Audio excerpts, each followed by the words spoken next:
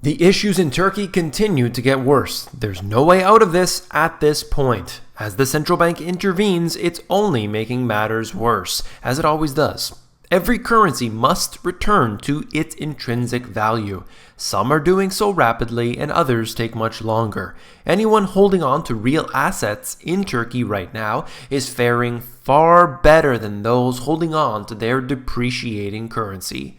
You came here for the truth, so let me unveil that for you. Today we're going to look at what's going on in Turkey. I've been covering this very closely. There have been a lot of views on these videos. Clearly, people are watching the situation and what is happening, how this is affecting emerging markets, and what has been happening to their currencies as well as their markets. It is important. I'm going to cover the charts, the articles today. I'm going to show you how that is affecting other markets as well. Let's begin by taking a look at this article out of CNBC. Turkish Lira collapse continues, hits new record low as the central bank takes steps to ease the pain. I'm going to show you actually what the central bank's own words say in just a moment.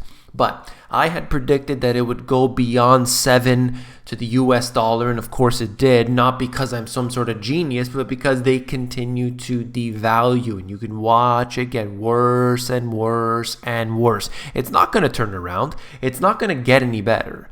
The lira crossed the 7 handle against the dollar, and that, I'll show you a chart in just a second, is just going to get worse. There's no way to turn this around at this point until something major changes. You can't have a statement by the central bank and it fixes everything.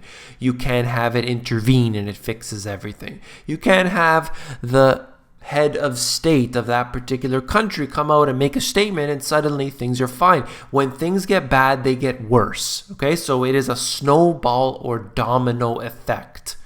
Let's look at the chart. You can see it for yourself what has happened. It dipped below 7 to the US dollar, and it's just going to get worse. It's a matter of fact. This is showing us from the beginning of August up until basically the 11th of August, and it has just ultimately continued to get worse. There has been some statements made by the government, and this is what they said. They dismissed rumors that they would impose capital controls with a promise that Turkey would not convert or seize foreign currency deposits. Right away, I'm really worried about that they will probably impose capital controls and they may seize foreign currency deposits. We've got a problem right there that people should be very, very concerned about. Okay, if you've got money in the country, whether you live there or whether it's an investment, that this is, to me, it's very telling. As soon as they put out a statement, we have to be concerned about it. And the fact that they are actually suggesting it means they probably had some discussions before about it, and at this time they're not willing to do that. But things get worse. Things will change in an instant. They're not going to say, okay, as of this day, 3 months from now, we're going to implement capital controls. They're not going to tell you that. They're just going to do it. They're going to create a bank holiday. Banks are going to shut down. You're not going to be able to get your money. They're going to revalue the currency. They're going to do all these things that will prevent you from getting the money, whether it is, let's say you had $100 in the bank, suddenly that's devalued by the time you can get your money out down to $50. They basically stole $50 from you, whether it happened, throughout the process of inflation or whether it happened because they took it out. That's all I care about, is the amount of wealth or the amount of value ultimately that I have. And that's what happens. They erode the value by inflating currencies. All currencies are being inflated. We know that. Some of them are being inflated at a low level, let's say 3% per year. Other ones are being inflated much, much, much higher. So we're looking at this right now in Turkey, that it's a very big problem. Look at Argentina heading towards, the last time I checked, 30 to the US dollar. This has been very, very bad throughout 2018. I've been tracking the progress on that as well. Brazil is taking some heat also. Venezuela, let's not even get started. And we could see other currencies around the world being devalued at a rapid rate as well. This is something I will continue to cover. Okay, let's just right here that they're suggesting that they will constrain government spending if necessary, and that's actually not a fact. do not believe that at all. At the bottom, they're just telling us the fact that this currency has plunged 40% in a year. Imagine that. I mean, imagine that. You had $100 in your bank, now you have 60. It's just a significant devaluation. That's the way it is. You have to understand how the US dollar is really giving other currencies their value. It's crazy the way that it is. Unfortunate, truly unfortunate, just the way it's been working. Anyway, so we can see that throughout the mid-2000s, as I've mentioned in previous videos, the currency, the lira here, it's managing, it's going through, but as soon as the financial crisis hits, we have the plunge, which starts off relatively slow, but ever since then, it has been declining at a rapid rate.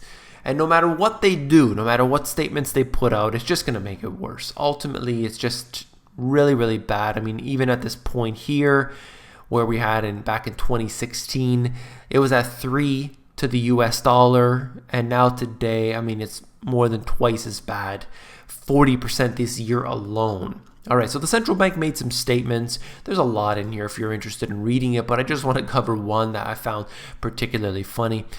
All right, to support the financial stability and sustain the effective functioning of markets, the following measures have been introduced. All right, the first part, Turkish Lira Liquidity Management. They said this: in the framework of intraday and overnight standing facilities, the central bank will provide all the liquidity the banks need. And for those unfamiliar with these terms, the jargon, I'm just going to break it down simply. They're willing to print as much money as it takes to ensure that the markets stay afloat. They will destroy the value of the currency that you earn in your job to the point where there's nothing left to it, as long as it keeps the liquidity in the system. That's what it means, that they will print it until it's confetti, until it's garbage. This is what all central banks have done. This is what the Bank of Japan suggested they will do. This is what the ECB suggested they will do. And they will do this in all countries around the world. They will print it until it's worthless. We've seen the wheelbarrows of money that were in Weimar Germany, and now in Venezuela, it's worse. It is worse in Venezuela today, the devaluation of their currency. They are using barter in many cases to trade. I had been covering it for years. I said that it was coming, and now we face that today. This is not the only country, okay? We had Zimbabwe, and everyone thought, well, it's just Zimbabwe. The same thing happens in Venezuela today. Argentina's getting pretty bad. We're witnessing Turkey at, to a less degree, but it's hurting the average individual. The government, people think it's the government that's going to be affected by anything. It's the people working jobs, the people trying to feed their families. That's who it affects, not the government. There's going to be a new government. There's going to be new people coming into power. There's going to be new people in positions and everything, and it doesn't matter. It doesn't matter. What matters is the average person. Look at the Turkish bank sector measured in US dollar, declining 70%. The value has been completely eroded here throughout 2018. That this is going to be a very big problem, because remember, everything is being traded in US dollar. Everything is affected by the US dollar, so it's important to look at it in the US dollar. Now, we have this problem of contagion. Shares of foreign bank claims on Turkish entities. Spain is deeply exposed to Turkey. If Turkey starts falling, Spain's banks, which are already taking major heat, they are going to be affected. France, second place. Now, I want to mention the fact that the United States and the UK are relatively exposed here to Turkey. So we've got to watch out. We're hurting right now, what we can see with the US having an impact on Turkey, and yet, in a way, hurting themselves. So we've got to be very careful what we do because of how globalization works. Exports to Turkey as a percentage of each country's total exports. We know what's happening here. I mean, we've got Iran in the top place. We've got Russia behind that and other countries as well. But clearly the partners are right at the bottom here of the list.